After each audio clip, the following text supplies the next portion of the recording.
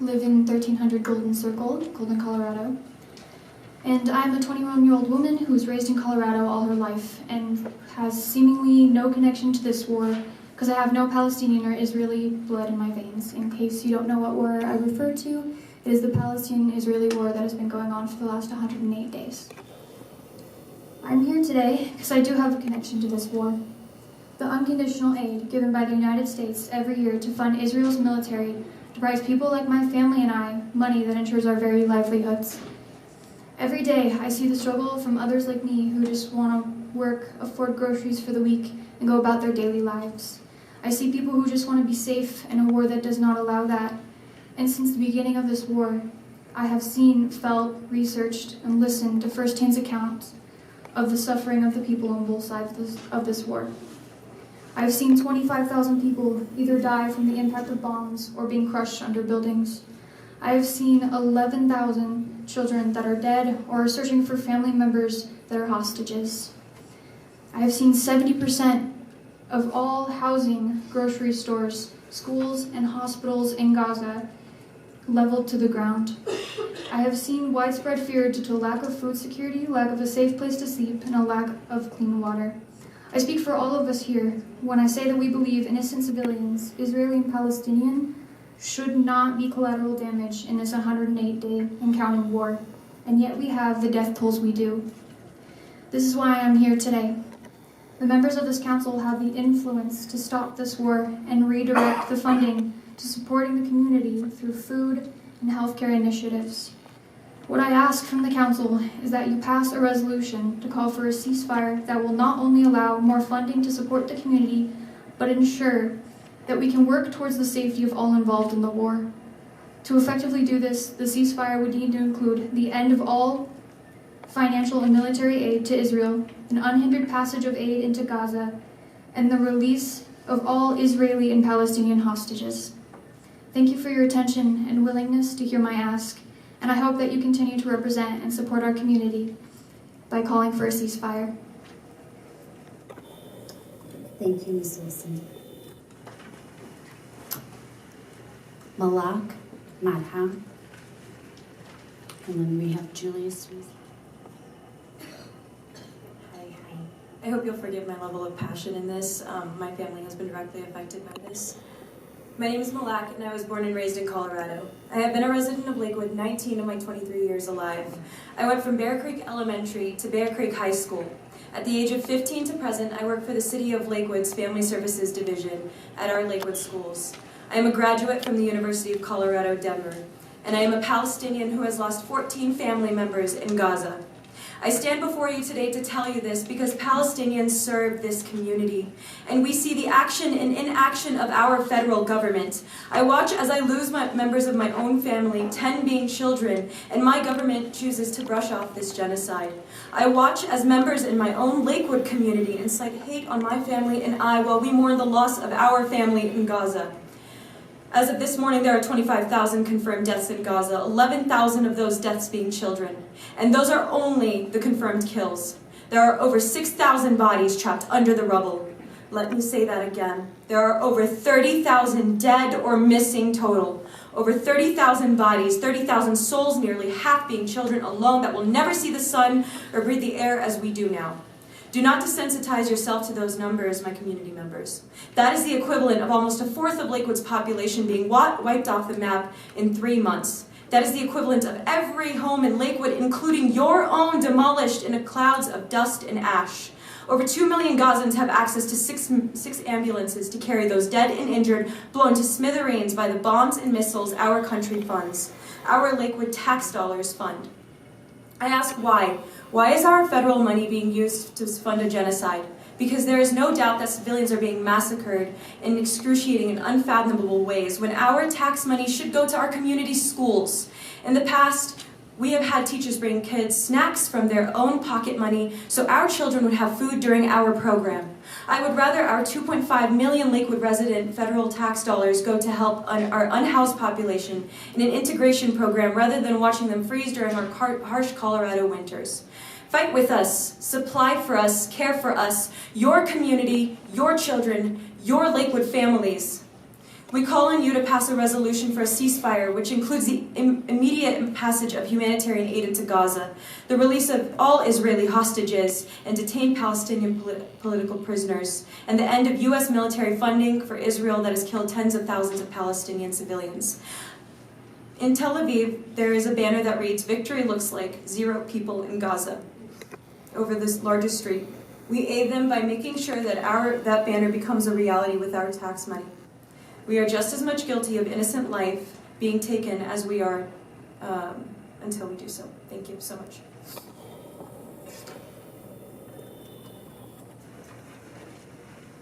Ms. Sweezy.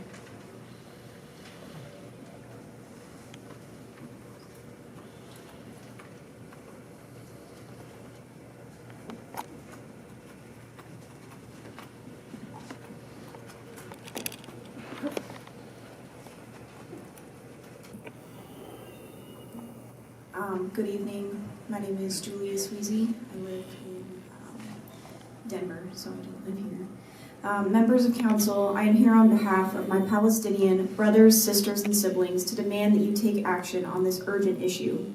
You may feel that it is far from home, but you would be wrong. You have Palestinian constituents, and you serve a population that by and large opposes this genocide. The eyes of the people are on you. To sit idly by while Palestinians are murdered without calling for a ceasefire, for humanitarian aid, and for a release of Palestinian prisoners and an end to U.S. aid to Israel would not only be an embarrassment, it would make you complicit in the violence. You have the power to push for these things. You have the power to advocate for innocent lives that are being tortured and killed. You can change the lives of Palestinian people. Since October, almost 25,000 Palestinians have been killed. Countless others have been injured and unable to seek medical care since many hospitals have been flattened. People have died in their mosques praying, in the intensive care units of hospitals, in their schools and homes, in the streets. Ambulances have been destroyed, people crushed by rubble, struggling to find water and food, and having to wonder how many family members and friends they will never see again.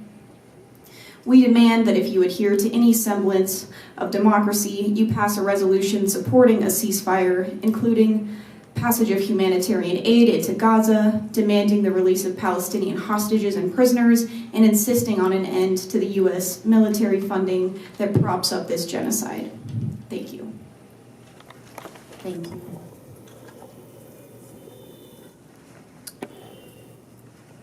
We have Ann Kalick. And then, yes, okay, perfect. All right, thank you both. And then after you guys, we have Rima Wandi.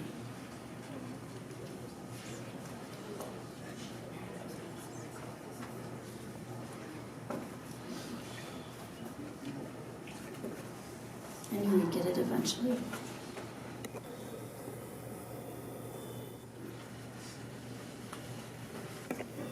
So, Mr. Rob, we're going to restart the clock for you. my name is Arnie Carter. I live on South Flower Street here in Lakewood, 592. And I'm not going to waste a lot of your time. I just want you to say this is a chance. You've heard the devastation in Gaza, what's going on, the genocide. This is the chance. Which side are you on? Are you on the side of the war makers? Are you on the side of death and destruction? Or are you on the side of peace? Just which side are you on? It's your choice. This is how you can make your choice. Which side are you on? Ceasefire now. Thank you.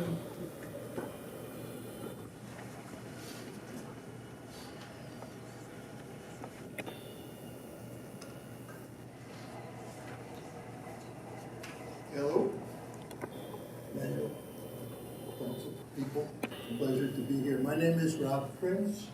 I live at 3187 West 40th Avenue, Denver, Colorado. And I'm here with many of these fine folk to talk about the situation in the Middle East. But people have already laid out some of the basics and some of the concerns. And what I want to talk about is why your city council should consider a ceasefire resolution, because I think it's really important. And there's really three aspects to this. One is on the national level, and on the national level, what I can tell you is that today, because of the role that the United States has played in its support of Israel, that it's estimated it's going to take a quarter of a century for the United States to win the kind of respect back that it's lost. So that's the first thing. The second point that I want to make is that a ceasefire resolution, it's in the interest of both the Palestinians and the Israelis, okay, for different reasons. The biggest thing about such a resolution is it stops the possibility of this war expanding to become a regional war. The great danger of that, it could happen. It could go, once that happens, it can go in really ugly ways. Ceasefire resolution by itself, it doesn't stop the conflict, but what it does is it changes the momentum leading to further escalation of war and begins a momentum for peacemaking. So for that alone, needless to say, a ceasefire resolution for the Palestinians would end this horrible bloodshed that others have talked about. And I don't need to go through it anymore other than to say that I do respect the South Africa's initiative before the International Court. And finally, you have to realize that this war has really hurt Israel as well. There's 170,000 people that have been forced to move from around Gaza, from the northern regions of Israel. They're a mess. And the country itself, everyone you talk to, or everyone I've talked to about this, is Israelis, fellow Jews, basically what they say is that the whole country is in trauma. So a ceasefire resolution is really, it doesn't end anything, but at least it changes the direction. There are other city councils that have done this, and I hope that you will consider doing it too. Thank you very much. Thank you. Next up, we have Rima Wandern, and then Giselle Hirschfeld, and then Terry Burnson. Good evening. My name is Rima. I represent the Palestinian community in Colorado. To date, we have over 310 Palestinians, families in Colorado have lost loved ones. I'm here because today we stand with several U.S. municipalities across America and over 153 countries across the globe that are asking an adoption of a ceasefire resolution to protect innocent lives. Cities, including San Francisco and Oakland, among others, have already adopted it, so we're before you guys to adopt similar resolution. So the ask is to pass a resolution supporting for a ceasefire in Gaza in the terms that have already been discussed. And I ask you to do this because we are requesting that the city of Lakewood uphold Palestinian lives, Israeli lives, and the dignity of human people. As we sit here day after day, we are 108 days into this brutal onslaught against the Palestinian people. And today, over 30,000 people are dead, 20,000 of them are being children. The Gaza Strip has 1.3 million children that are being affected by this war. They do not have schools, they do not have adequate health care, they do not have adequate food. So we are asking you guys to stand up. The word famine is currently used, where children are asked to ration water. When we ask you to ration water, it's about sips a day, which is inhumane. Food denied. Access to health care denied. Surgeons using different remedies, antiseptics, using vinegar. Lack of anesthesia to perform surgeries. That is exactly what Palestinians are enduring right now. No country in the face of this world should import these type of devastations, and it's at the best of the American taxpayer money. So we are involved in this war, whether we want to be in it or not, but we ask you guys for a ceasefire resolution that's a bare humanitarian ask and request. Palestinians are living in a hell. The basic right to live is denied by the state of Israel. Children are calling for their dead parents, waking up saying, Yamma Kumi, which translates to mother, wake up. Parents are pulling their children's bodies from the rubble, parts into bags. Palestinians are denied even burying their dead. We are asking for the bare minimum as humans in this world, as a ceasefire, is to stop the bleeding, to allow people to bury their dead, and to allow people to eat. Those are bare requests that I think we all can support, and we ask you guys to be leaders in our community in Colorado. We ask the city of Lakewood to be that pillar, the humanitarian pillar that you are elected to be. You are here to represent all your constituents, and even all the Palestinian constituents and Israelis alike, because we want to live in peace, and that's the next step after ceasefire. So I thank you for this time. I come to you today as a descendant of a victim of the Holocaust. My great-grandfather was a Jewish man in Germany who was married to an Aryan woman who made the impossible decision to divorce him when the Holocaust began to save their children, including my grandfather. My grandfather, who was able to pass as Aryan, would sneak food and life-saving materials to his father through the gates of the concentration camp, although it was not enough to save him. When my grandfather moved to Canada after the war, he brought with him all of his trauma, and he passed that trauma on to his children, and his trauma is a generational inheritance that I continue to carry within me. As the descendant of a victim of the Holocaust, it hurts me in the deepest parts of my soul to see my ancestral trauma weaponized to justify the most horrendous genocidal acts being committed by the Israeli state against the Palestinian people. Since October 7th, I have seen the worst images I have ever seen in my life coming out of Gaza. These images have burned themselves into my psyche forever. This genocide is completely unprecedented in the fact that it is being live-streamed in real time by its victims. If you have not seen the images coming out of Gaza, it is not because you do not have access to them, it is because you are choosing to ignore them. And as much as it hurts to see these most extreme depths of human depravity and human suffering, I have to bear witness to it, and I cannot look away, because it is my ancestral trauma that is being used to justify these atrocities. Never again means never again for everyone. Not never again specifically for Jewish people or for descendants of Holocaust victims. Never again means that the Palestinian people are my people too, and I will not stand by idly and watch as my friends, neighbors, and beloved members of my community get traumatized again and again every time they lose another family member and another family member and another family member, and then get doubly traumatized by the fact that their suffering and their trauma is being sidelined and ignored by the people who are supposed to be elected to represent them. I know your hearts are big enough to make room for the Palestinian and Muslim members of your community too. Their trauma matters. Their families matter. Their lives matter. How are you going to honor their suffering too? How are you going to use your voice, your influence, and your power as government officials to oppose the devastation being inflicted on the Palestinian people? Your community is hurting. Please pass a resolution supporting a ceasefire in Gaza, which includes the immediate and unhindered passage of humanitarian aid into Gaza, the release of all Israeli hostages and arbitrarily detained Palestinian political prisoners, an end to U.S. military funding for Israel that is being used to target and kill tens of thousands of innocent Palestinian civilians, leading to trauma for people here at home. Thank you.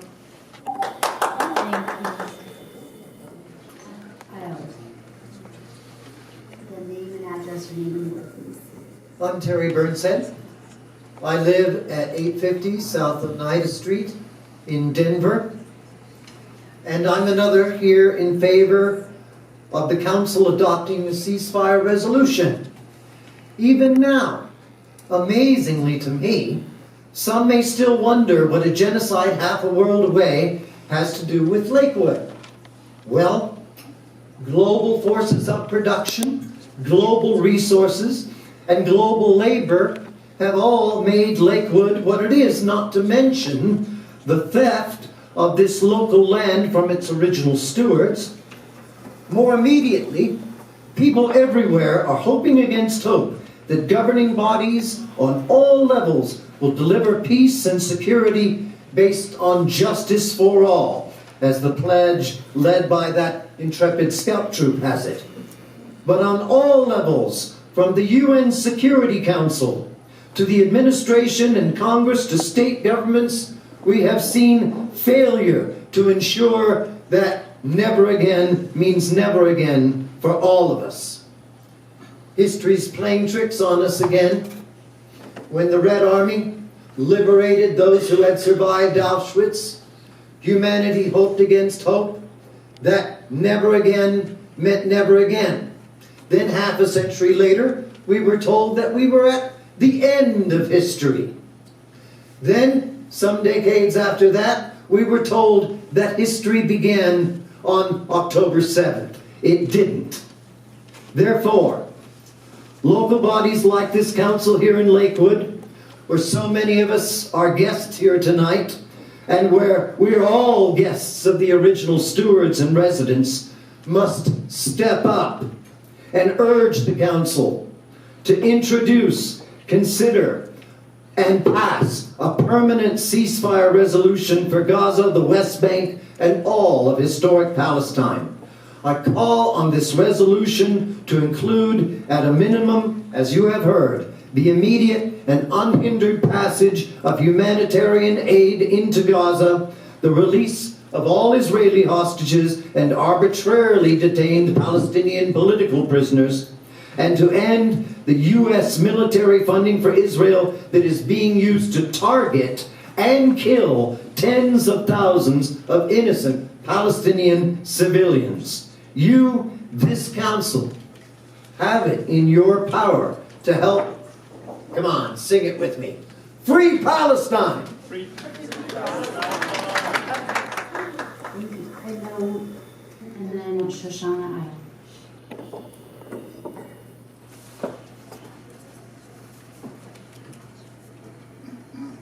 Hi, my name is Mark Belkin. I live at 14204 West Evans Circle, Lakewood, Colorado. I am a constituent of Ward 4. And if you don't think that this is a local issue, look around this room. I'm here to ask the City Council to go on record and support a ceasefire resolution to free all the Israeli hostages and Palestinian political prisoners. Yes, the war is 1,000 miles away, but it's costing U.S. taxpayers billions of dollars a year, including $2 million to taxpayers in Lakewood. As a long-time union organizer working for some of the largest unions in Colorado and across the country, working families would ask, why is there always money for war, but not for schools, affordable housing, or health care? If October 7th proved anything, there is no military solution to this conflict. Even after 25,000 plus Palestinians have been killed and children and 1,400 Israelis have been also brutally killed. If we learned anything, an oppressed, desperate people will ultimately resist and have the right to resist. It is because of my Jewish heritage and values that I stand with the oppressed and occupied Palestinian people and with the hundreds of thousands and millions of progressive Jews around the world who also support a ceasefire. And let me say, this is a mainstream issue. What are we asking for?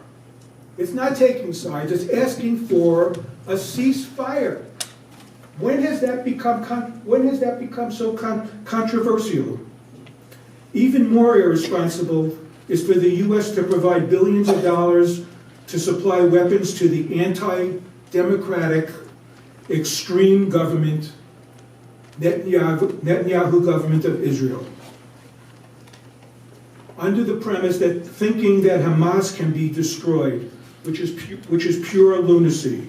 And if the war is directed against Hamas, why then from day one, Israel's military policy, which I'm ashamed to say, was to cut off all food, energy, medicine, and water to all of Gaza. This war has been counterproductive for Israel and the Jewish people. This is why I'm asking, imploring Lakewood City Council to go on record and have the courage to end the bloodshed. Silence is not an option. The time for a ceasefire is now. Thank you. Thank you. Shoshana, Ayub, Elkin.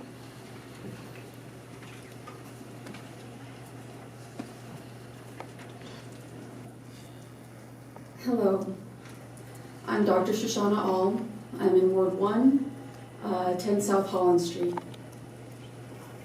I'm a Lakewood resident, I'm a parent, I'm a foster parent, I'm a therapist, a psychologist, I'm Jewish, and I'm here to ask you to support a ceasefire for Gaza. I voted for many of you in this past election, Glenda and Wendy. I appreciate you. And I appreciated your voice. And I hoped you would represent me and people like me on the state, national, and international level because you are our voice. And I'm here because my grandparents were part of the Holocaust. They were German Jews, and they were persecuted, and their parents were murdered in front of them. And I'm sorry if I get a little emotional here, but I see it happening again. I see the stories that I was told about as a child happening again for the people across the world.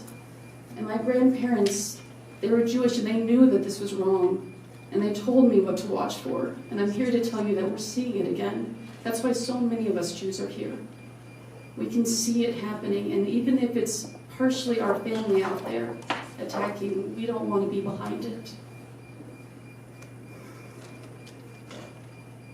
With leadership and power comes great responsibility. As powers in the international level, as Americans, it is our job to steward this world. And people are being targeted and attacked. And it's up to all of us, especially you as our leaders, to speak out against the Israeli government as they harm innocent Palestinians. 4,400 children trapped under rubble. That's like every 5-year-old in Lakewood, 5 and under, every child 5 and under trapped under rubble. And I ask you to see it through my eyes as I see my child under there. You asked to represent us, and we need you to represent us here. Please stand with us and pass a resolution supporting a ceasefire in Gaza. As a Jew, I ask, don't let Israel do this in my name. Thank you.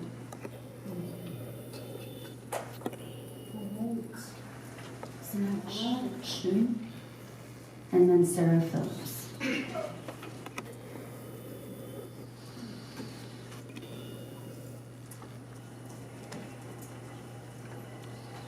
Good evening, Mayor Strong, members of the City Council.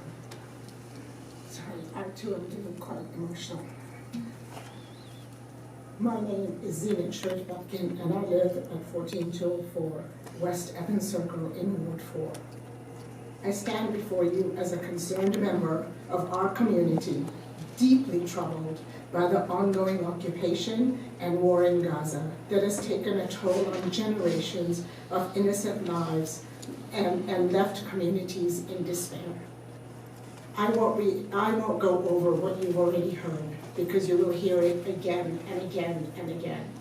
But I will tell you my story because the question is always, what does a war thousands of miles away have to do with us at the City of Lakewood? What can you do as City Council members to affect change and to actually be on the record, right? So I want to share a brief story about myself. Some of you already know it. In 2001, this is what it has to do, what that war from so far away has to do with individual citizens in the City of Lakewood and across the country. In 2001, I ran for city council in what turned out to be a vicious campaign fueled by xenophobia, Islamophobia, and racism. I mention this not because this is necessarily an issue of religion, and while not all Palestinians are Muslim, the Palestinian identity is often conflated with the Muslim identity.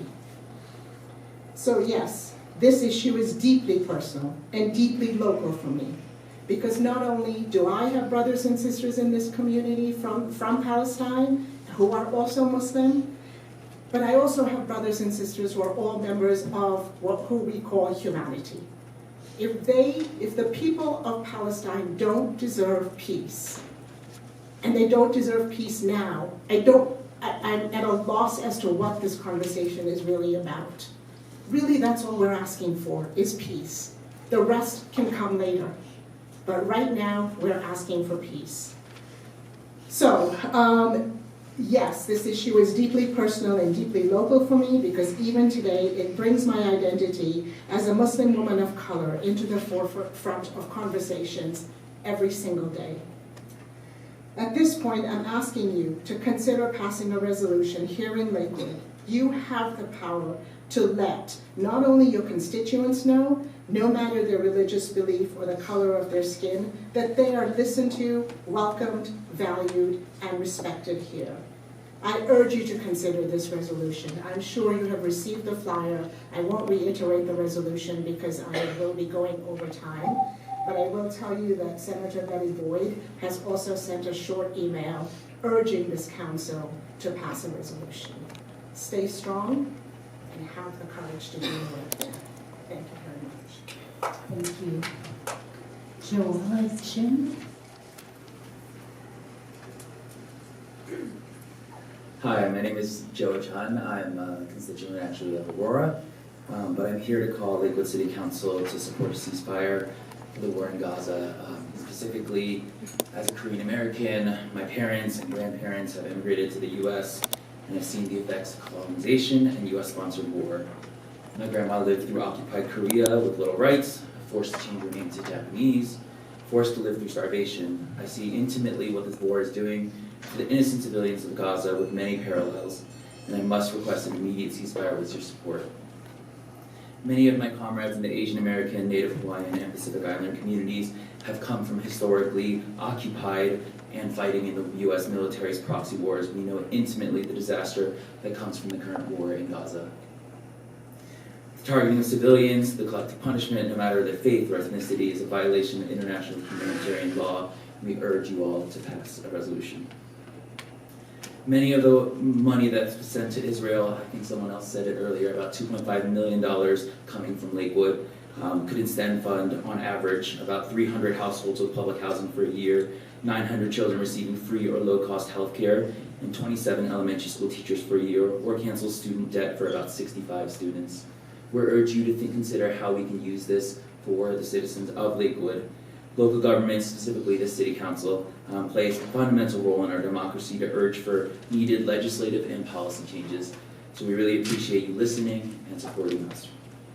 I urge the City Council to pass a resolution supporting a ceasefire, including the immediate and unhindered passage of humanitarian aid and an end to the U.S. military funding for Israel that is used to target and kill innocent Palestinian civilians. Thank you.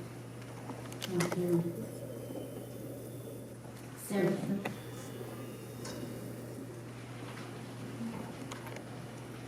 Good evening. My name is Sarah, and I live in Westminster. And I wasn't initially planning on speaking tonight. I have never done this before, so I'm a little nervous. But how could I not speak out after everything you've just heard yourselves here tonight, and everything that I have seen, and the pictures and the stories? How could we not encourage you to use your voice also? And I know that if someone like me, who has so much anxiety about everything, can use my voice to be up here, each one of you can also do that. And I encourage you to pass a resolution for a ceasefire. Thank you. Thank you.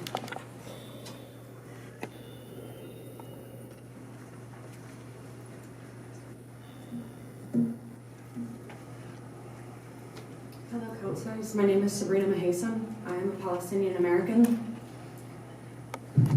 I stand here today to ask the City Council to pass a resolution in favor of a ceasefire in Gaza.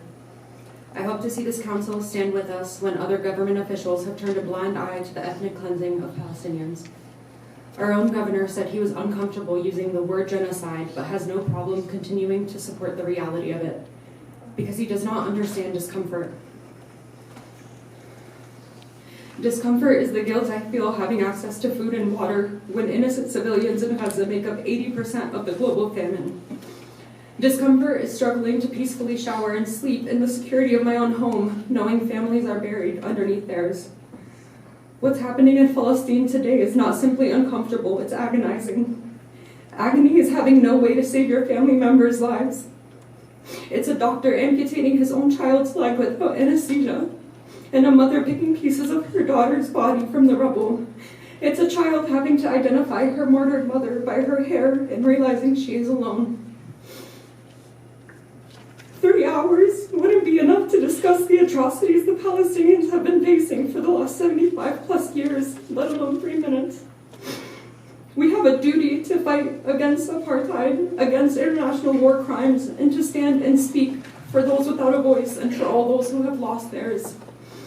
We ask you to support a ceasefire, including the immediate and unhindered passage of humanitarian aid into Gaza, the release of all Israeli and Palestinian hostages, and an end to the U.S. military funding. I appreciate all of you and hope you can find the courage to stand for those who can't stand for themselves. And I'd like to personally recognize Senator Jeslin, and I can't imagine the feelings this may bring for you. Also being the child of a Middle Eastern immigrant, and knowing that our parents fled their countries to find the American dream, only to find the American dream being one that perpetuated our own people as terrorists to justify the ethnic cleansing across all lands. And I appreciate you for hearing me today. Thank you.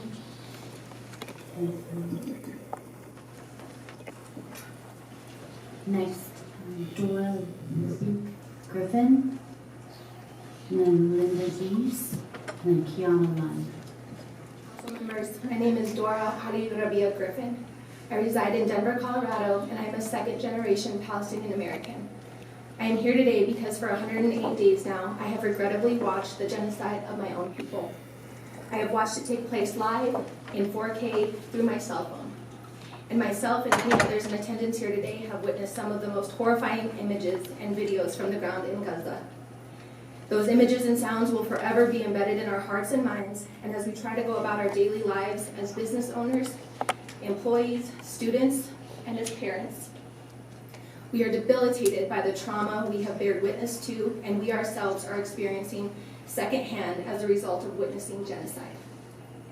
I chose to speak today because nothing is more important to me than humanity, and just like the Pledge of Allegiance that we recited at the beginning of this meeting states, liberty and justice for all should mean just that. It should undoubtedly include our Palestinian brothers and sisters. That, and also to give a voice to the many members of my own family who reside both in the West Bank and occupied territories of Palestine, and who live under the brutal occupation of Israel and have been silenced for far too long. Had my own father, a Nakba survivor, not immigrated to this country in the 80s, I myself, my children, which includes my 4-year-old daughter Malia, who stands with me here today, would not be afforded the privilege to speak out openly about the atrocities that directly affect us and our family members. I urge all of you to stand on the right side of history and ask that you please pass a resolution that supports an immediate ceasefire and allows the desperate need of humanitarian aid into Gaza. Thank you. My daughter Malia asked if she could say a few words as well.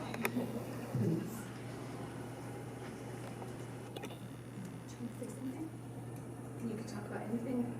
There was 1 minute left about Gaza and Palestine.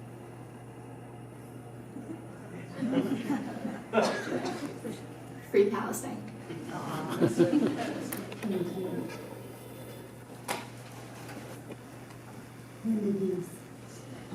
That's a tough act to follow. Jerry Kaler, and then Kim Weiser. Hello, Council. I wanted to talk a little bit about history because I feel like context creates a lot of clarity. So the battle for the freedom of Palestine did not start on October 7th. It started 105 years ago with 30 years of British occupation and 75 years of Zionist occupation. In 1918, Palestinians made up 92% of the population, and Jewish folks made up 31%. In 1948, when the Zionist entity was announced on the historic land of Palestine, the Palestinian people were denied from the right to self-determination, and the Zionist settlers engaged in an ethnic cleansing campaign against the Palestinian people, aiming at expelling them from their lands. As a result, the Zionists seized control of 77% of the land of Palestine. They destroyed over 500 Palestinian villages and towns and committed dozens of massacres against the Palestinians, which all culminated in the establishment of the Zionist entity in 1948. The continuation of the aggression in 1967 occupied the rest of Palestine, including the West Bank, the Gaza Strip, and Jerusalem, in addition to other Arab territories around Palestine. The Palestinian people over these long decades have suffered all forms of oppression. Their fundamental rights have been stripped away by these apartheid policies. In 2007, the Gaza Strip suffered blockades over 17 years, which turned it into the largest open-air prison in the world.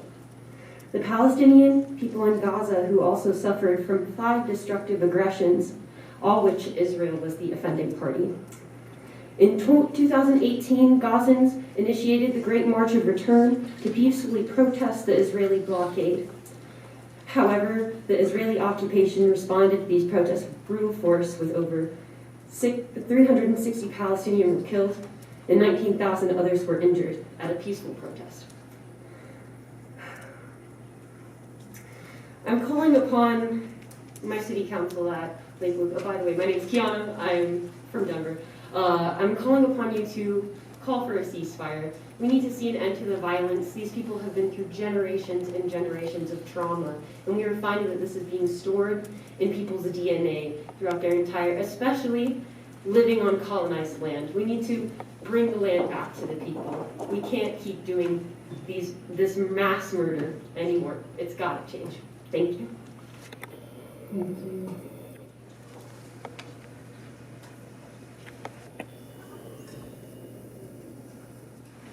We have Noah Promoter.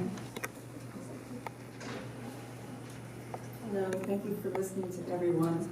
Appreciate it. My name is Kim Lysaby. I live in Denver. I'm here just because I'm a human being that recognizes such an atrocity, such an incredible denial of humanity. I want to start off by saying that when I talk to my friends about what's going on in Palestine, so many of them don't know anything about the history there. They don't know that it didn't start on October 7th. These people have been persecuted for literally decades. Israel has bombed desalination plants so that there's not fresh water. They meter out the water. Palestine gets 3% of the water in the region. They're not allowed to even capture rainwater. They're not allowed to dig wells to get water. Israel also has bombed and destroyed farms, so the Palestinians are reliant on Israel to meter out the food. One of the officials said, we're putting Palestine on a diet. This is the mindset. This is ethnic cleansing. It really isn't even about Hamas. That's what our media is going to tell you. You're really going to have to go, and this is part of what I was getting to, is that my friends don't know about the history there, and they really don't know what's going on over there right now, because bottom line is money. We don't get the truth of what's going on over there. We have marches, and the reason that so many young people show up, people from the universities, is because they don't get their news from ABC, NBC, CNN. All of that has been thwarted. It does not tell the truth. They get their news from live, seeing what's going on in Gaza on the ground. And that's why they're so passionate at showing up, and hopefully someday there'll be some justice in Palestine. I contacted in the last couple of weeks a couple organizations that I want to donate some money to get medicine and humanitarian aid in. I talked to the director of United Palestinian Alliance. They have literally millions of dollars worth of medicine trying to get in through Jordan, and then another shipment in the water. They cannot get in. They are at risk of being bombed. This is what's happening. The humanitarian aid is not getting in. I'm here to ask you all to support a resolution to get the humanitarian aid, ceasefire, and then later on give Palestinian people the rights to live. Thank you. Good evening, distinguished members of the council. My name is Noah Perlmutter. I've lived in Colorado for my entire life.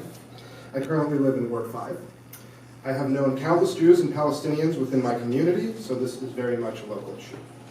My aim is to discuss the so-called notion of Israeli defense. I speak as a Jew, but most of all, a person of conscience. Back in 2006, through the Colorado Jewish Alliance, I attended the Israel Study Tour, a 5-week trip to Israel-Palestine. At the time, we were given the opportunity to observe Palestinians living in the West Bank.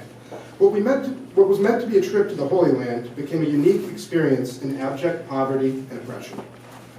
Children ran around partially dressed, sewage ran in parts of the streets. The people living there were entirely ignored. Even as a teenager, I could tell immediately something was wrong. I'd never seen such conditions, and after viewing the world-renowned architecture of Tel Aviv and its opulent cup culture, the biggest in the world at the time, only a week before, it was clear that Palestinians were being treated as second-class citizens. But more so, were made to live in dehumanizing conditions by the Israeli government, who clearly had the power and ability to change that, and yet things have only gotten worse.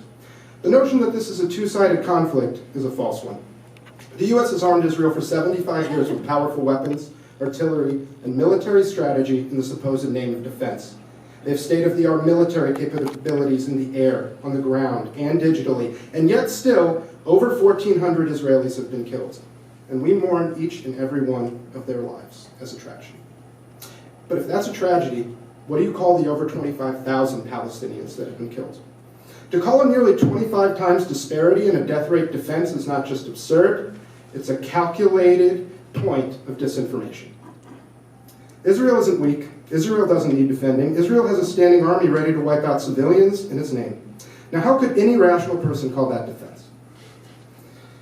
Surely, defense would have ended weeks ago, if not months. This is a siege with the end goal of extermination. There is no question or argument about that simple fact. It's reflected in the obvious actions of the Israeli government. I'll end on this point. Until 1948, Jews and Palestinians lived in relative harmony in the nation of Palestine. England, and now in particular the US, have only exacerbated the problem through direct interference and under the guise of support. It's time to set that record right. You are elected with the power to do exactly that. And we call upon you today to exercise that power in the name of humanism, liberation, and prosperity. To protect all people, the only logical solution is a ceasefire now. Thank you. Thank you. Then we have pool time for Patricia Nolan.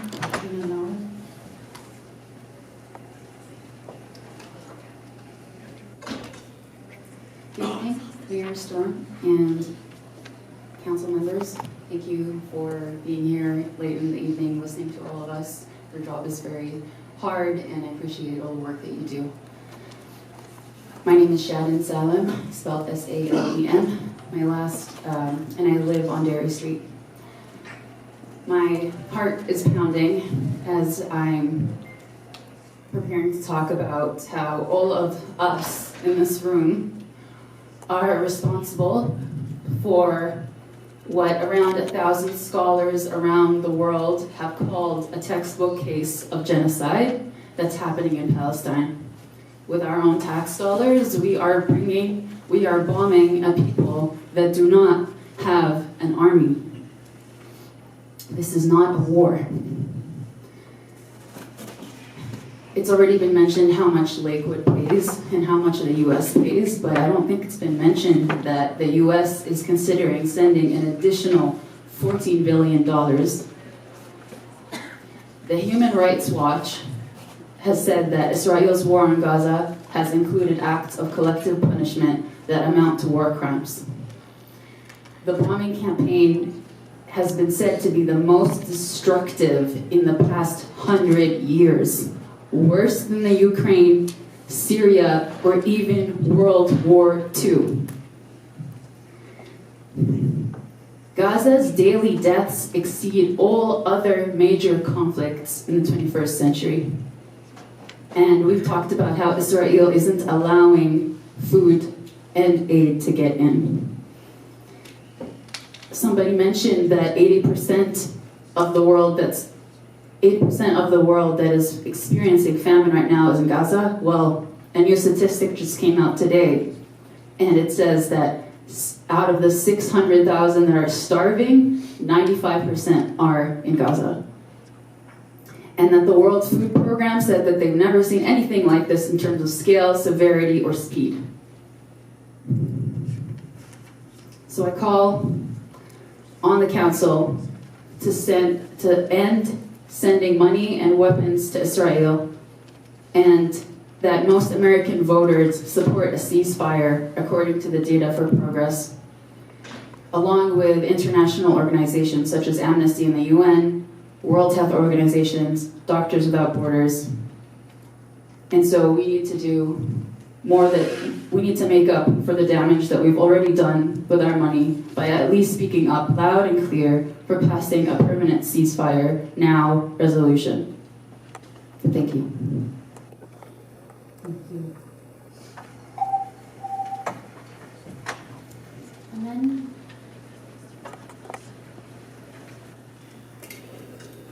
thank you, distinguished members of the council. I'm a resident of Lakewood, and I am here for Palestine, for free Palestine. Today is the 115th day into the genocide, not a war, which should have been avoided at all costs. Had the American officials listened to President Kennedy, President Nixon, President Carter, and Secretary of State John Kerry, this genocide would not have occurred. As humans, we all have responsibilities towards other humans, and we must have humanity. Those who support this genocide and has not called for a ceasefire yet, keep drawing attention to the 7th of October. But when you look at the Holocaust survivors and 300 Holocaust scientists and scholars, they have not even pointed a finger on Hamas. Not that anybody condones it, right? But on the contrary, they have condemned the actions of the Israeli government. The genocide, unfortunately, is based on vivid and clear lies of the Israeli officials, and which are putting out nothing but propaganda in order to fortify the ongoing occupation and apartheid. As some analysts put it, the Israeli hostility towards the Palestinians is motivated by settler colonialism, by the people who come and take their land and destroy their livelihood, saying we are the only people entitled to that land. That statement, that only the Jewish people are entitled to self-determination as part of the Israeli constitution as a result of a law that was passed in 2018 as part of a program of the current Israeli regime as part of the Lakewood Party in 1977 that there are only a Jewish sovereignty between the sea and the Jordan River. That is the platform of the Likud Party, which has dominated Israeli politics since 1977.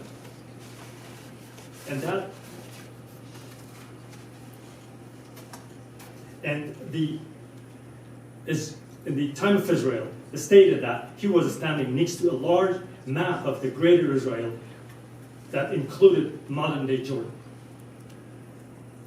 Our friends on the other side of the aisle say that they are entitled to come and enter and live in Palestine. Oh my God. Can you give me a little? I'm sorry. Thank you.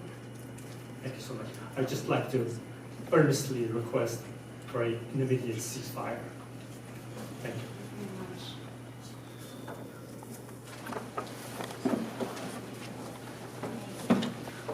After Aisha, we have Abdullah El-Warda. 12 years old. Thank you for being here today.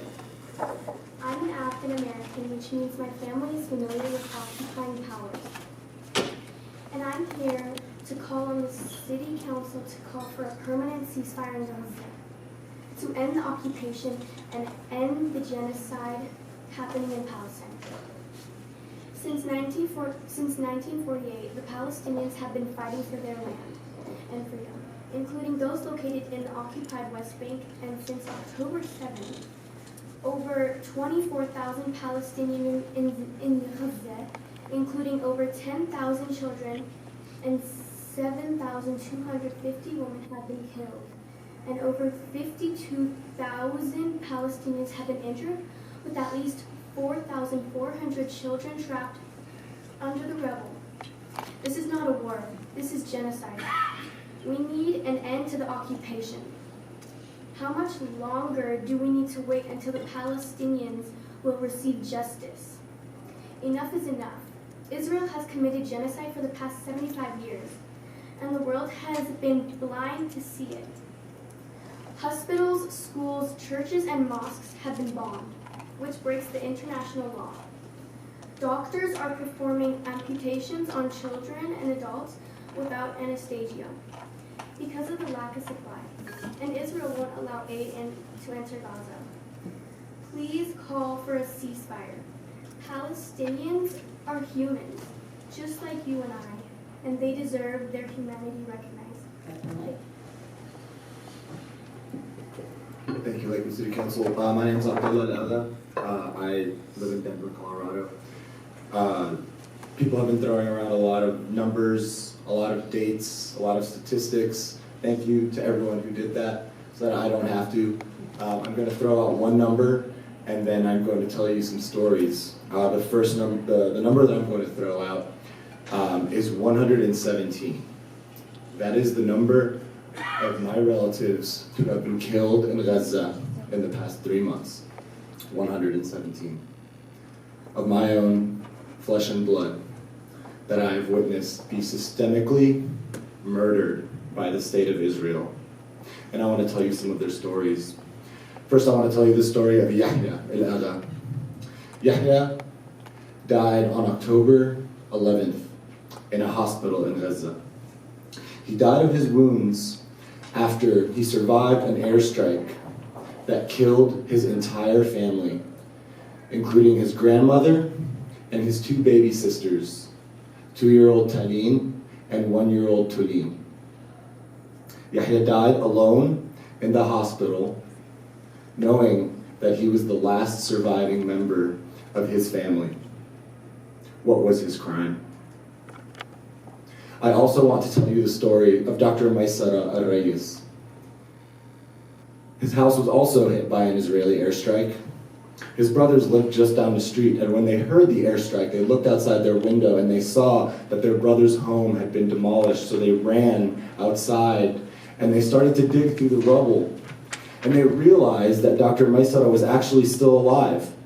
So was his wife, and so were his 2 daughters. They could hear them screaming from underneath the rubble. So his brothers started to dig and dig and dig, and they dug for hours, but they never got to his brother because another Israeli airstrike killed them and finished off Dr. Maysara Reyes and his wife and his children. What were their crime? I also want to tell you the story of Mariha Lara. She was 81 years old, 6 years older than the state of Israel. She survived the Nakba, the Naksa, countless aggressions on Gaza, but she did not survive this second Nakba. She was killed in her home with her children and her grandchildren. What were their crimes?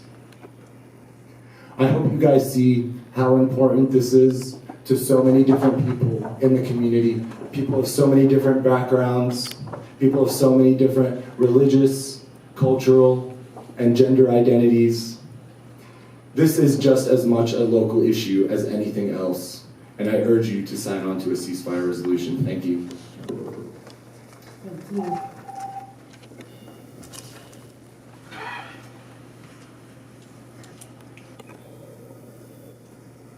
My name is Carissa Garcia. I'm an indigenous Chicana person born and raised here in Colorado.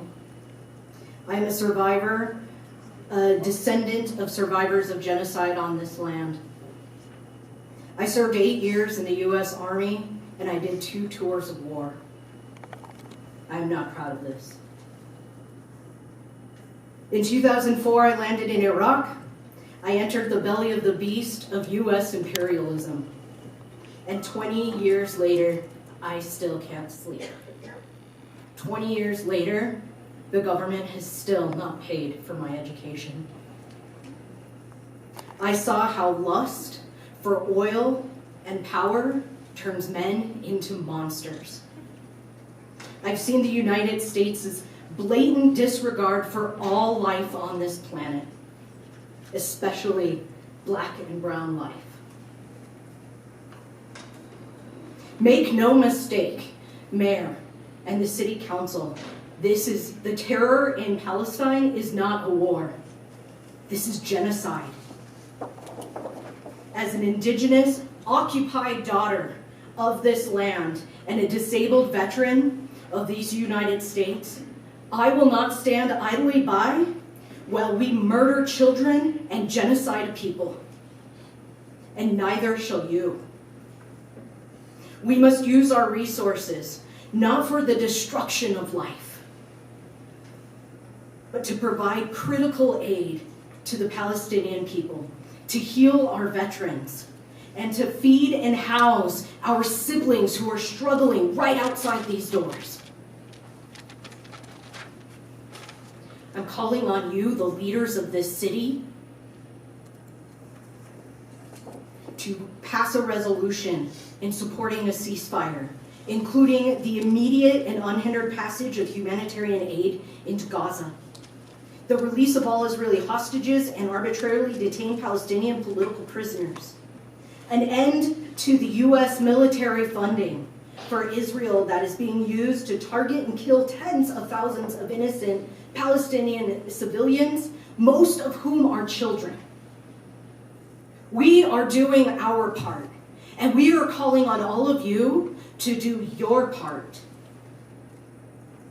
to stop this genocide and to prevent another endless war in the Middle East. Ceasefire now.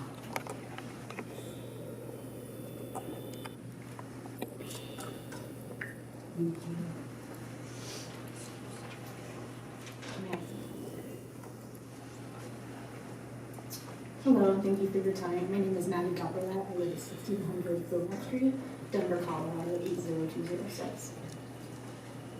First, I want to acknowledge the absolute beauty, determination, and love that we see from the Palestinian people.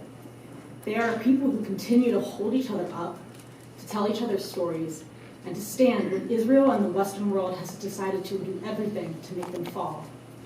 I especially want to say the name of journalist Bisan Auda, a young woman my age who has become a prolific voice for the Palestinian people, and whose biggest fear is not death, but to be forgotten. We will not forget her or her people. I am a teacher for Denver Public Schools. When my 8th grade students are asked what they want to do with their lives, they give pretty straight answers. When I grow up, I want to be a doctor, a teacher, an engineer, and yes, someone to be TikTok stars. But when Palestinian children are asked what they will be when they grow up, you will hear them say, if I should grow up. That alone to me is a clear sign that not only is the ceasefire necessary, but that a worldwide effort to push for peace in the region must follow. Netanyahu has continued to emphasize that he will stop at nothing. Just 4 days ago, he himself stated that the end goal is Israel's expansion from the river to the sea, making him not only a genocidal monster, but a hypocrite as well. He is ignoring the calls of the families of Israeli hostages, the calls of the international community, and the calls of thousands of brave Israelis who are protesting the war as we speak here today. The only thing that may stop him is a forceful, consistent pressure from the United States. I, like the majority of people in this room, ask that the councilors and mayor pass a resolution and put pressure on the state and federal representatives above them. Thank you.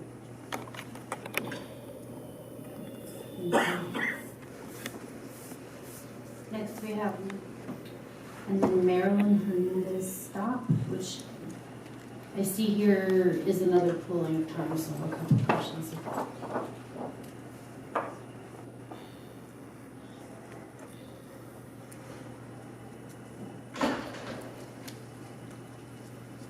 Sophia, Dave, Roger, and Linda, in my culture, it is a sign of respect to watch and look into the eyes of the people that you are having a conversation with. And I have watched you guys countless times look away, be on your phone, and not pay attention to these beautiful people who are sitting here trying to express the heartache and tragedies that they are going through right now. Justin, I know this is very hard for you, and I can appreciate, and Wendy and Jacob, that you guys have countlessly kept your eyes on us and paid very close attention to us this entire time, and I greatly appreciate that. Now, my name is Naomi Hawkes. I'm a recent graduate at MSU Denver. I have a bachelor's degree in biology with a certificate in geographic information systems. And although I am a scientist, I am using that to provide my capabilities in getting land back for my people, my indigenous people. I am a Mexican indigenous queer woman who is educated, and I have interviewed and put pressure on many political figures, including Senate candidates, Joe O'Dea, Michael Bennett, Mike Johnston, Denver mayor now, and you are no different than them in your lack of education of indigenous sovereignty and indigenous sovereignty, and I am here to question that and to educate you on that, or at least make you aware of it. And although Palestinians are not my bloodline, they are indigenous, and I will speak at the injustices when given the opportunity, because all indigenous deserve to be seen and heard as we have done for the land and it has done for us. Yet our oppressors have never done for us or the land with that. With that being said, I find it quite hypocritical and funny how we have had people coming here to talk about getting help from you for natural disasters, grants, programs, yet we can't provide any support to Palestinians who are experiencing an attempted genocide by simply passing a resolution stating we want a ceasefire, asking to request water, food, medicine, and shelter that are human rights, might I add, not a privilege. I say attempted, and I say it because to say that it is a genocide is to say that they are gone, is to say that we have erased them, and they are not erased. They are here. They have been here this entire time. That's why they are indigenous. They were the first peoples of the land. No matter how you try to look at history, they were there first, just like indigenous peoples here. Once again, America is dipping its hand excitingly into another attempted genocide. With liberty and justice for all? Who? The privilege for the financially elite? The U.S. has had the audacity to call non-born Americans immigrants, but yet are on stolen land, and this entire country was built off immigrants and the genocide of indigenous on Turtle Island, and refuse to acknowledge or provide reparations for that, and continue to help steal and colonize indigenous lands from other indigenous peoples. For what? Out of greed and political status? How many more dead babies, children, mothers, fathers, and families do you need to see before your brain neurons kick on the ability to feel compassion and understand that what is happening is wrong? You're tired of hearing this? We're tired of watching our fellow indigenous relatives die mercilessly and be stripped of their human rights. This generation after generation. It's time for Europeans and Israeli descendants to understand and accept that the land doesn't belong to anyone. and indigenous peoples worldwide will always be the original stewards of the land and always know how to make sure it thrives. In return, humanity will thrive.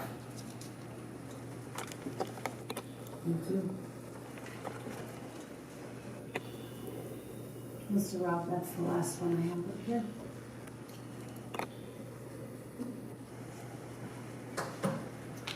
Hi.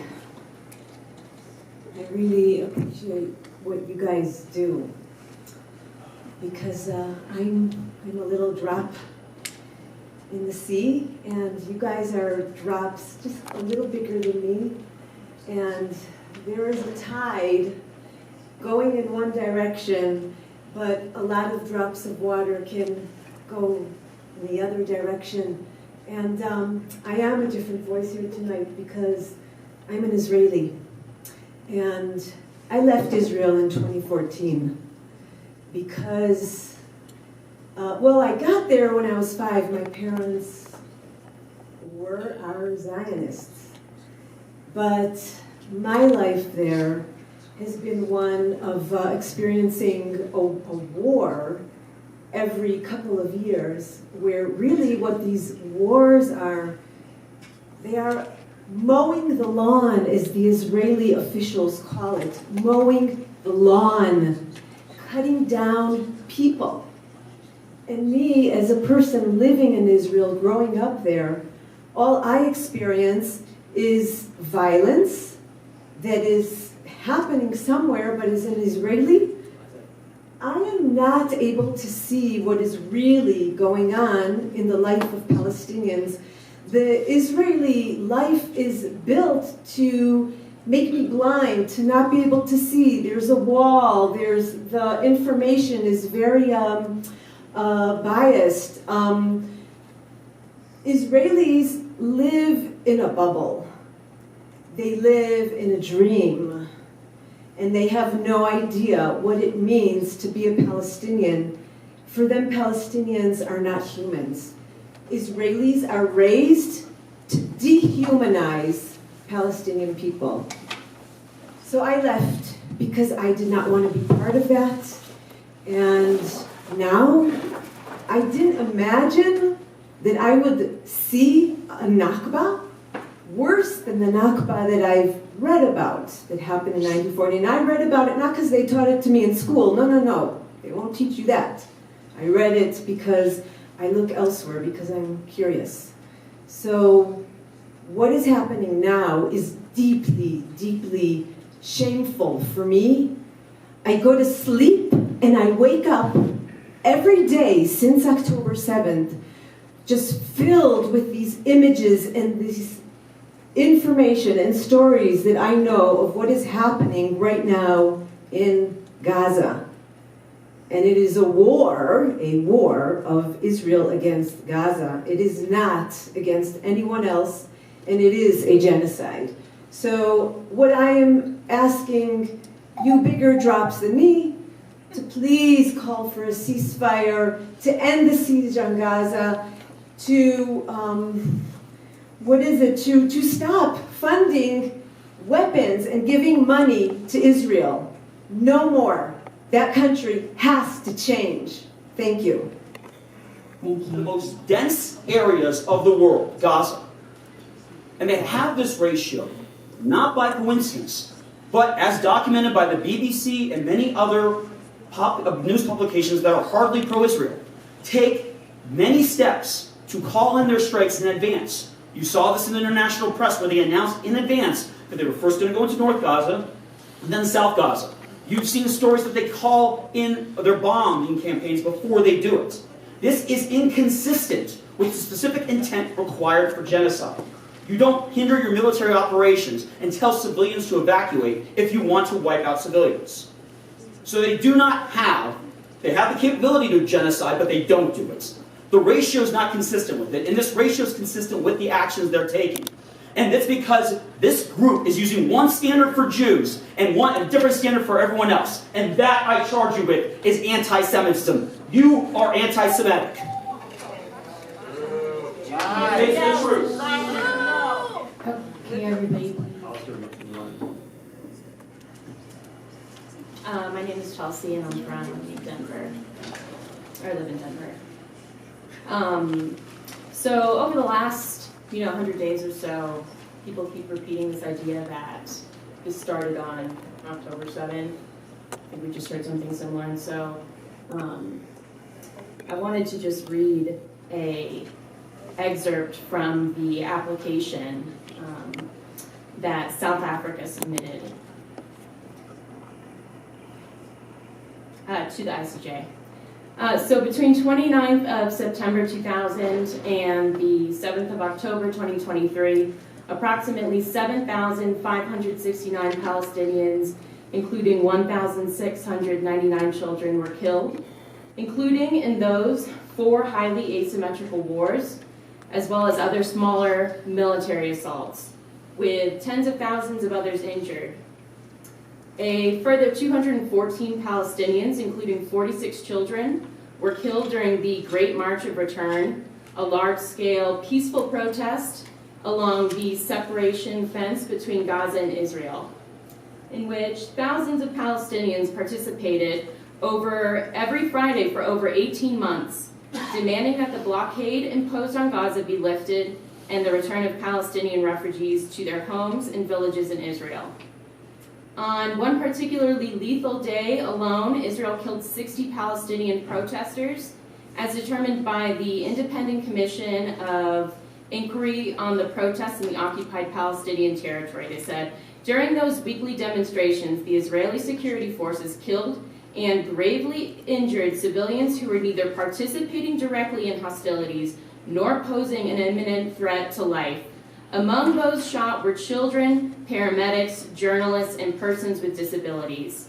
Those killed by Israeli soldiers firing from behind the separation fence included 3 medics and 2 journalists.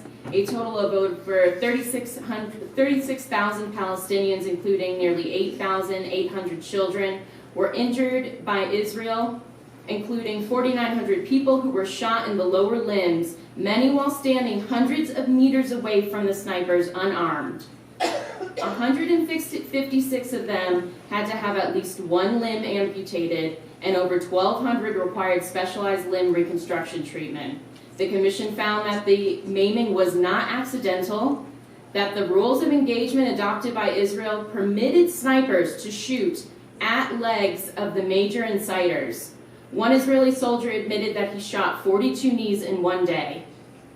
So I will just end it there, but I would like to say I strongly urge this council to call for a ceasefire. It's the absolute bare minimum that we can do, and it is everybody's responsibility to speak up and speak loudly about this, and we should consider it an honor to fight with and for the Palestinians for their liberation. Thank you. Mr. Rob, we're heading now to... All right, I apologize this isn't more graceful. I just wrote this really quickly. Hello, City Council members and Mayor. My name is Alistair Mason Warren. I'm 19 years old and I live at 3570 West Custer Place in Denver. I've come to show my solidarity and unwavering support for a permanent ceasefire resolution and a free Palestine from the river to the sea. I recall learning about the so-called Palestinian-Israeli conflict for about 15 minutes in my AP Human Geography course in freshman year of high school. The teacher chalked everything up to being extremely complicated.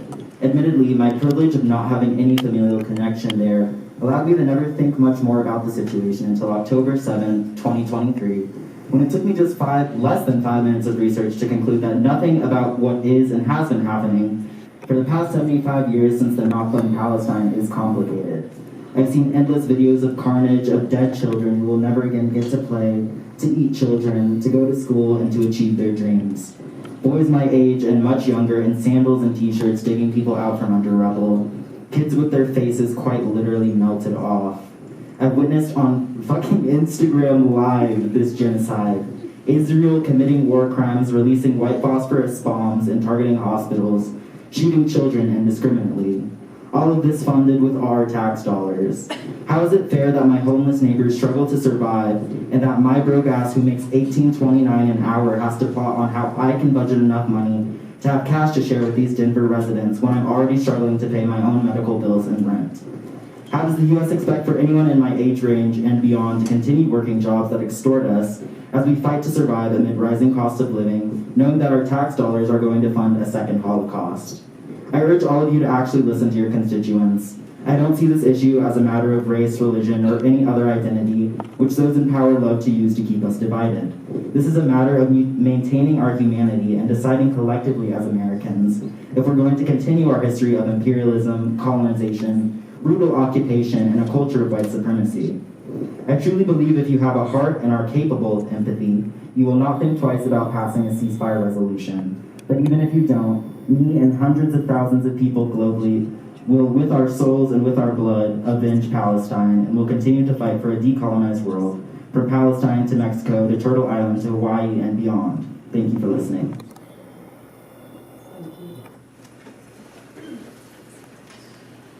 Riley Niblo, Montoya after Neil. My name is Riley Niblo, and I'm from Denver. I'm a third-generation Filipino-American who has lived in Colorado my whole life. I know the history America has left behind, and I can blatantly see how history is repeating itself as we sit here and talk. I know how many times you have been reminded of the horrors going on in Gaza, and I pray that you won't stop hearing about them until they end. It doesn't feel real how so many of us, not just in this room, but across the globe, can describe the tragedies their own family have gone through, and people will continue to do what they can to alienate or demoralize them, whether it be by standing behind with signs defiling their own people, or by just outright disrespecting the lives that have been lost on both sides. It feels like an absolute slap in the face to have a statue of Abraham Lincoln in the lobby, the president most Americans identify as the man who began the fight for equality, and you all continue to stay silent while we are literally begging for you to speak up and make the change we need. Not only do you stay silent, but some government officials even approve and push this agenda forward. Our world isn't just America, and our fight for equality shouldn't stop with just America either. I was recently reminded of the meaning behind the Statue of Liberty. It was gifted to us because we are the land of the free, and she is quoted with saying, "Give me your tired, your poor, your huddled masses yearning to breathe free. The wretched refuse of your teeming shore." When as the land of the free, our governments stand and have stood with the oppressor of an entire country, it shows how free our land truly is. We have helped fund and protect so many different branches of oppression, and the people have agreed that this genocide needs to stop, and we will continue to fight to be heard until action is taken and a ceasefire has been confirmed. Also, I wanted to add on to what an individual had talked on previously by stating how the rest of the world would interpret a country just genociding an entire race. If this is how the world reacts when it lays witness to the continuous attempts to silence Palestinians and active attacks in defense, imagine how the world would react when the same country decided to blatantly wipe the opposing race out. This defense just doesn't make any sense, and you've heard statistic after statistic proving what this genocide has done to the people of Gaza. All in all, a ceasefire needs to happen, and that is the bottom line. So, thank you very much for your time.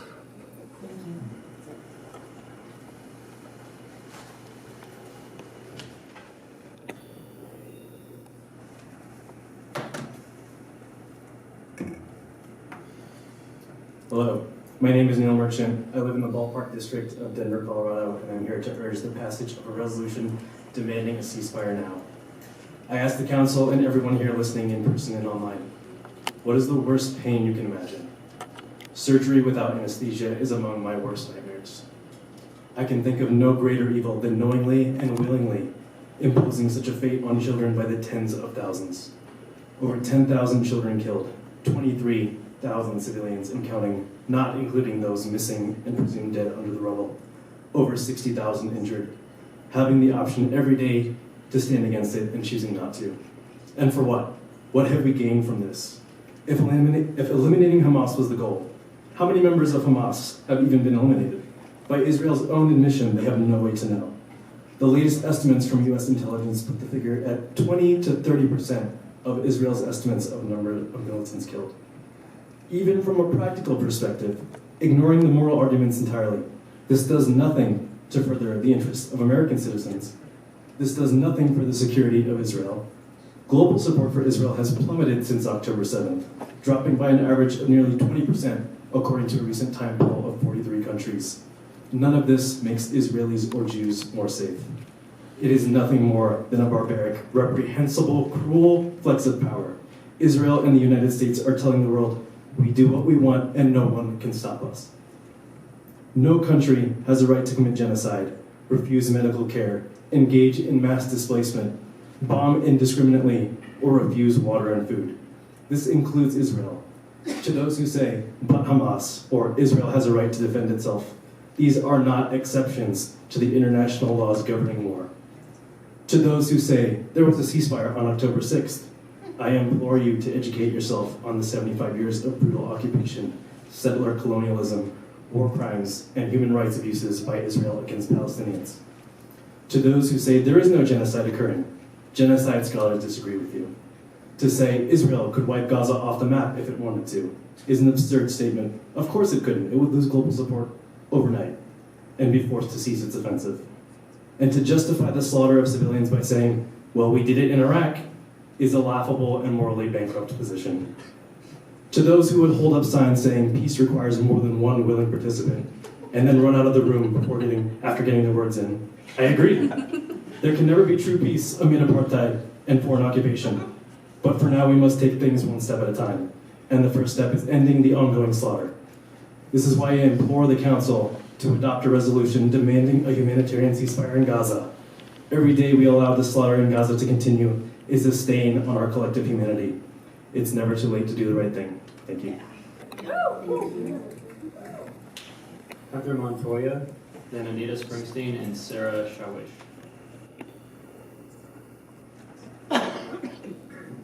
All right, nice. Yeah, it's a tough one to follow. Oh Yeah. I'm Dr. Hunter Montoya. I live in Ward 5. And I'm a white American man and a therapist. And I'm here not because I have a family lineage that's been traumatized by this violence or because I believe this genocide directly impacts the well-being of my family and my peers, but because I believe that it very much should affect my family and my friends and the well-being of my peers. What we're speaking to is a common humanity and a right to life anywhere on the globe. I believe that there's something very unwell and profoundly disturbing about a culture in which a case must be made in pleading terms for our fellow humans and fellow community members here to merely affirm that Indigenous peoples have a right to water, to shelter, and to life. Something is wrong when we have to share experiences of unspeakable violence in unimaginable quantities to convince our fellows to care, to feel, and to be stirred to even the most minor actions. We can look to our brothers, sisters, and siblings across the globe, including those whom we demean in the global south, to see what it means to care about humanity in ways that we have learned not to. In this way, I want to acknowledge that it might require a kind of courage that is not fostered in our imperialist, capitalist, white supremacist, patriarchal culture. It takes courage to open your heart. It takes courage to invest your energy into humanity when your friends, your family, and your peers do not understand and do not care. In this culture, it takes the kind of wisdom we see in Indigenous communities to trust the truth of our senses, of our hearts, and of our humanity in the face of those who justify their violence with racist hypotheticals and intellectualization. Palestinians and humans across the globe are expressing a plea for life. And in an age-old imperialist, white supremacist, settler colonial tradition, those justifying their murder ask you to reject the evidence of your senses and of your hearts, and to trust their words, and to fear those who are being murdered. To fear and to judge Arabs, Palestinians, and Muslims despite their repeated calls for nothing but love and for life. All in the exact tradition that justifies the murder and exploitation of Black, Indigenous, and people of the global South. Someone just spoke to the Zionist BS we heard in here a few minutes ago, so I will skip that. Suffice it to say, it is not, it's upside down, and it is not to defend Israel's action when we see our own Western hypocrisy as we bomb and murder others across the globe, but instead is an opportunity to condemn our own participation in imperialist violence, and to challenge the Western normalization of such racist dehumanization. And so while it takes courage to feel and to stand up to your peers and to trust your humanity in the face of cultural gaslighting, it takes nowhere near as much courage to express solidarity as a white person in the United States as it does to simply exist as a person of color or to find hope and to build community in the face of decades of colonial violence. last sentence. Palestinians, again, know more courage and humanity than the West has ever known. The very least we can do is call for a ceasefire and for land back. Free Palestine.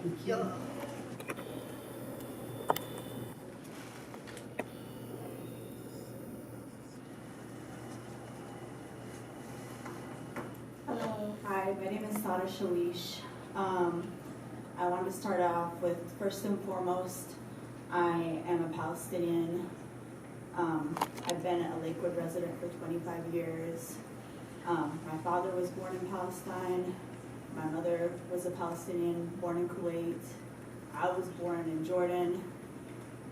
Just a little of my family history. I have gone to elementary school, middle school, high school, community college, all in Lakewood, Colorado. I still work in Lakewood as well. I'm here to speak about a ceasefire resolution in hopes that you guys will all stand on the right side of history. First, I want to start off with the definition of genocide. The Webster definition: the deliberate killing of a large number of people from a particular nation or ethnic group with the aim of destroying that nation or group. I will list some things that have been happening in Gaza and let you decide whether this would be considered a genocide. Dr. Hammam Al-Loom was killed in an Israeli airstrike. In his last interview, he said, "If I go, who will treat my patients? You think I went to medical school for 14 years of my life so I can only think about my life? I am asking you, ma'am, do you think I went to medical school to only think about my life? This is not the reason I became a doctor." While we watch as the country clap for healthcare workers during times of COVID, why are we ignoring the deaths of Palestinian doctors, nurses, medics, and other healthcare workers in Gaza? There were 39 premature Palestinian babies in a Shifa hospital that were taken off the incubators due to lack of electricity and the oxygen machine being destroyed. There was no outrage in the world, nothing from mainstream media. Maybe some of you don't even know that this has happened, of those 39 premature Palestinian babies. Maybe because they're Palestinian and no one wants to hear about Palestinian babies being killed. Over 300 healthcare workers have been killed in Gaza. Over 110 journalists have been killed. Over 11,000 children have been killed. Over 20,000 children have been left orphaned. There is no drinkable water in Gaza. Infection is on the rise in Gaza. There is only 15 hospitals left in the Gaza Strip. 1% of Palestinians in Gaza have been killed. Palestinian women and girls do not have sanitary products for their period. They have been through at least 3 menstrual cycles if malnourishment has not affected them. They are now using pieces of tents. We're in 2024, and women are using pieces of tents from the tents they are living from in Gaza after being displaced from their homes. Your time's up, I'm sorry. Thank you for letting me speak. Thank you.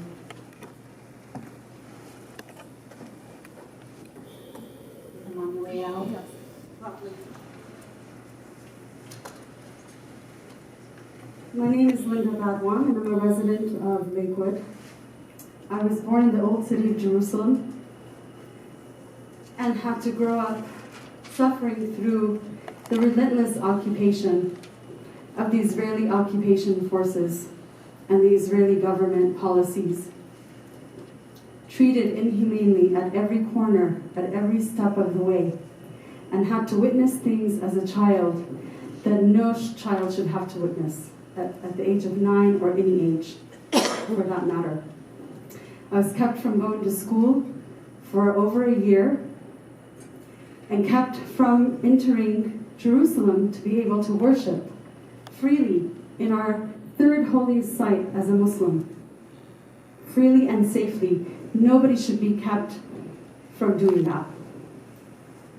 One of the reasons I wanted to come down and finish our talk today is because I want to thank each and every person that did come up here and speak and educate, not just yourselves, but all of us on the matter even further. And I say this lovingly and respectfully to each and every one of you. We are not going to stop. We are not going to stop talking about this. We are not going to stop telling you the stories.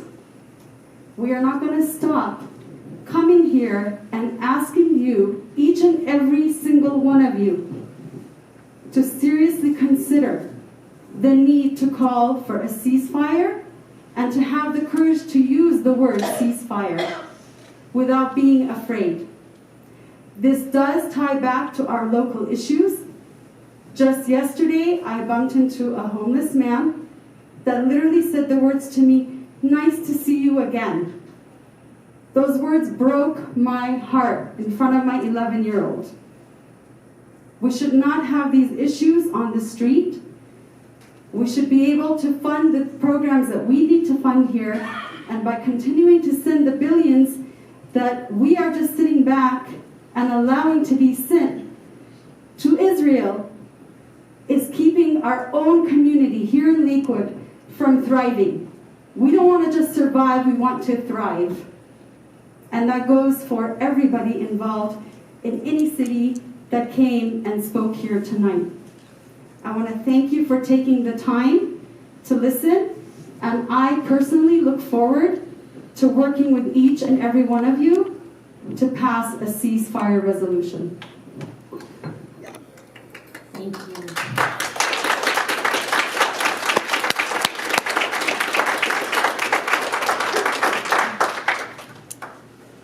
Okay, Mr. Rock, are we ready? We've got some ordinances to work on now. Sorry. Oh, yep, I'm sorry. We do have one online. Mr. Dewey. Hi, I'll keep it short. Thank you all for staying this long and hearing from everyone. My name is Clayton Dewey. I'm a resident of Ward 1, and I'll keep it brief. So, my partner and I got married this summer at a Jewish summer camp. Yeah, my partner's Jewish, and it's been beautiful, you know, joining their life, and we have extended family in Israel. And so, of course, we're like very devastated over what happened on October 7th. And we're also very, very devastated with the way that this kind of cover of anti-Semitism has been used to justify what the Netanyahu regime is doing to the Palestinians. You heard that defense once tonight, and it's just really unfair and just contributes to this complicity and looking the other way at horrific crimes. We need a ceasefire. We need an end to the occupation. We need to stop using Jewish trauma to justify these horrific acts. There are so many Jewish people. I know it can be a minority in the U.S., but it's a growing minority of people who do disagree with what Israel is doing right now. And for all people of conscience, we should please don't be afraid of these false accusations of anti-Semitism. If anything, we need to separate Jewish values from what is happening, because what is happening is not in line with Jewish values and what I've learned from my partner and my extended family. So thank you. And well, I guess last thing, I know this might feel politically controversial for you all to take on. I personally commit to standing up for you if you feel that there is a majority of people supporting a ceasefire. So I hope you have the courage. And the last thing I'll say is, you know, we're coming to you at City Council because Representative Brittany Pedersen is ignoring this. Both of our senators are ignoring this. So hopefully by Lakewood standing up, we can start to build that pressure for the, those who have more influence to actually do the right thing. Thank you very much.